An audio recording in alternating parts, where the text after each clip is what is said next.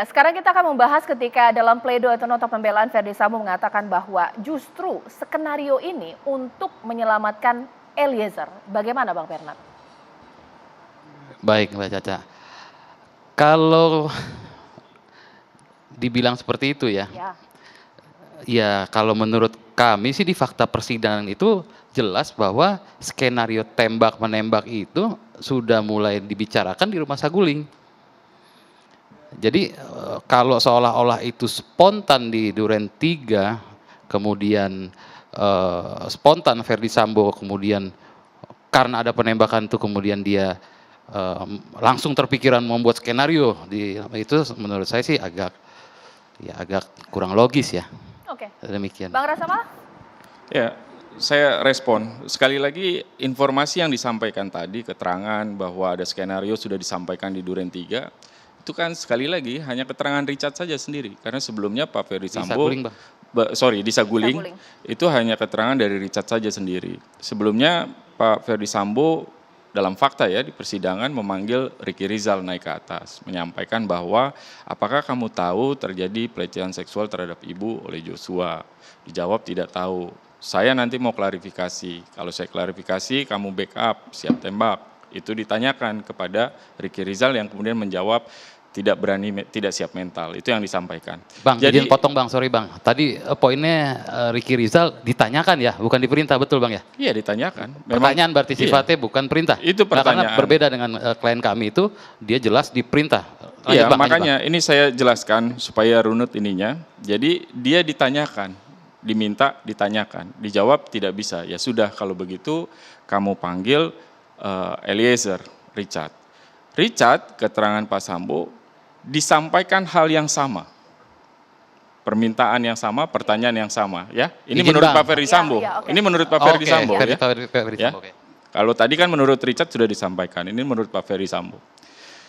Dengan keterangan Ricky Rizal yang pertama tadi, juga Pak Ferdy Sambo, dengan pertanyaan yang sama, Richard mengiyakan. Siap. Ya sudah, kamu turun.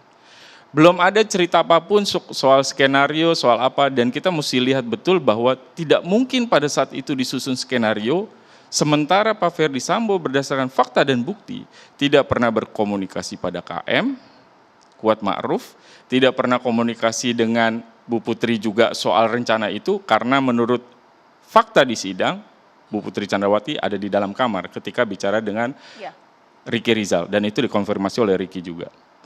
Jadi, sepenuhnya skenario itu dibuat ketika penembakan itu terjadi, dia dengan pengalaman dia sebagai penyidik.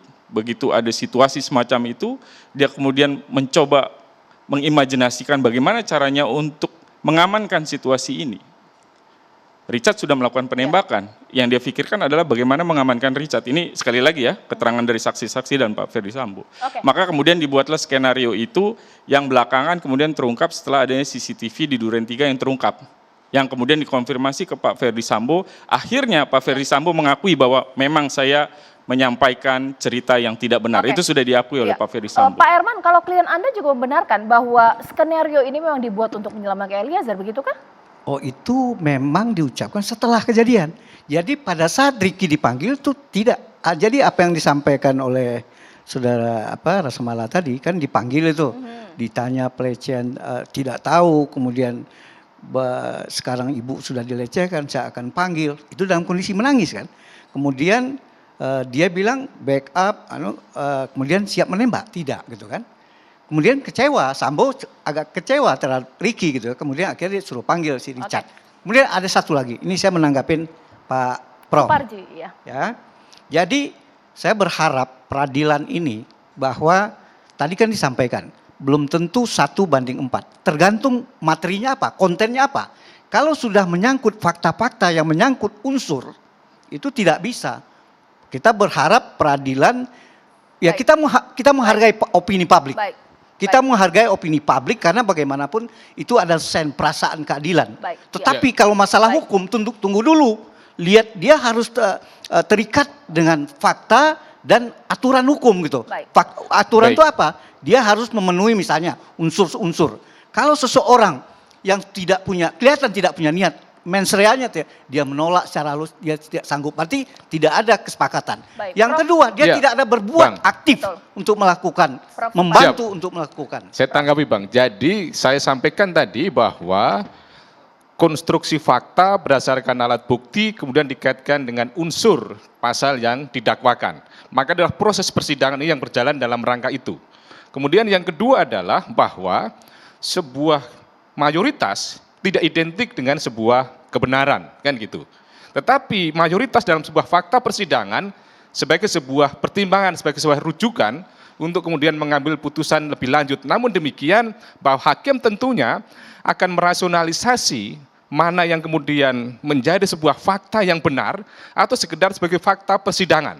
Nah, kemungkinan juga bisa satu saja minoritas dalam konteks fakta persidangan, tetapi kemudian rasionalisasi majelis hakim sebagai suatu fakta yang sebenarnya bisa kemudian diikuti. Ya. Tapi sekali lagi bahwa yang menjadi sandaran adalah fakta persidangan, tetapi Baik. kemudian banyak tidak identik dengan sebuah kebenaran. Gitu. Saya Ya, boleh sedikit nggak, Cak? Sedikit sedikit aja. saja, Sedikit Bang. saja.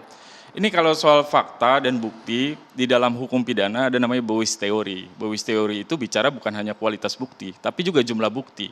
Makanya di dalam 183, bukti yang meyakinkan minimal 2 alat bukti. Dia bicara juga kuantitas. Jadi setuju. kuantitas bukti penting, berapa jumlah yang bicara soal itu, kualitasnya juga penting, Baik. relevansi bukti Ya. terhadap perkara yang mau diungkap, terhadap kebenaran yang mau diungkap, itu juga bagian yang penting. Gimana Gitu. terkait Saya kira ini, sepakat Bang? dengan Bang itu. Ferry, saya tuh masih penasaran soal statement skenario, karena ini kan terucap ketika pledoi. Ketika setelah Eliezer menembak atau bertemu setelahnya, adakah statement dari Pak Ferdi Sambo, ini skenario saya ucapkan saya bikin untuk menyelamatkan kamu Eliezer, pernah tidak?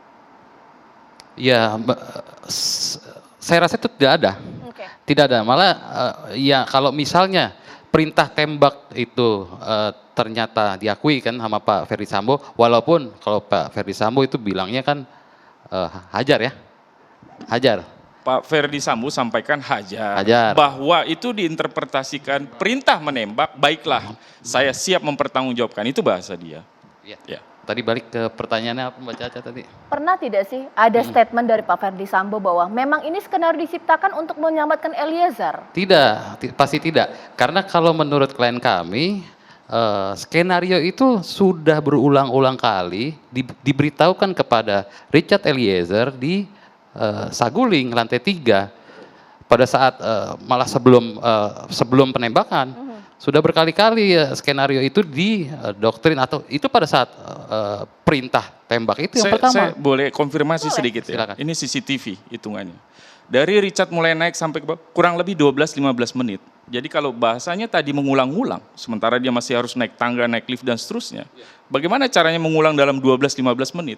Jadi nggak mungkin menceritakan skenario yang begitu panjang A sampai Z dalam jangka waktu 12 sampai 15 Bang Rasa menit. malah Itu CCTV. saya coba tanggapi Gitu. kalau masalah Itu CCTV bukti. itu Bagaimana? kita sudah Ini melihat skenario penyelamatan yang lain saya kira. Ini skenario Bagaimana, penyelamatan tadi adalah dalam konteks ketika Joshua terkapar, Ya. kemudian ditempelkan senjata di situ adalah kemudian membangun sebuah skenario tembak-menembak. Dalam perspektif Sambo adalah konteks menyelamatkan Eliezer tadi itu. Sehingga kemudian yang terjadi adalah tembak-menembak bukan penembakan dari Eliezer. Sudut pandang dari Ferdi Sambo begitu. Gitu. Kira-kira hakim akan mempertimbangkan ini tidak sih, Prof? Ya, menurut saya tentunya akan dipertimbangkan, tetapi Ya. kemudian akan rasional atau tidak kan gitu. Kalau rasionalisasi untuk menyelamatkan iya, tetapi kemudian kan menimbulkan dampak yang lebih berat lagi itu jadi masalahnya itu. Ya, baik. Sesaat lagi kita akan membahas bahwa apapun statement yang disampaikan terkait mengenai pledoi atau juga nota pembelaan adalah keinginan mereka untuk dibebaskan dari hukuman. Karena yang menarik sesaat lagi kita akan bahas mengenai pledoi dari Putri Chandrawati ingin kembali memeluk putra dan putri mereka dan dibebaskan dari segala tuntutan. Bagaimana pembahasannya? Sesaat lagi.